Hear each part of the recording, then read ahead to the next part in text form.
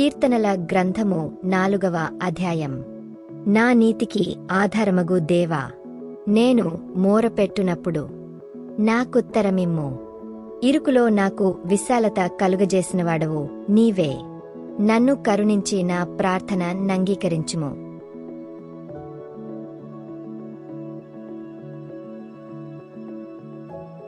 నరులారా, ఎంతకాలము నా గౌరవమును అవమానముగా మార్చెదరు? ఎంతకాలము వ్యర్థమైన దానిని ప్రేమించెదరు?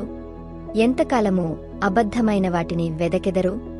యెహోవా తన భక్తులను తనకు ఏర్పరచుకొనుచున్నాడని తెలిసికొనుడి. నేను యెహోవాకు మొరపెట్టగా ఆయన ఆలకించును. భయమునుంది పాపము చేయకుడి. మీరు పడకల మీద నుండగా మీ హృదయములలో ధ్యానము చేసుకుని ఊరకుండుడి. నీతియుక్తమైన బలులు అర్పించుచు యెహోవాను నమ్ముకొనుడి.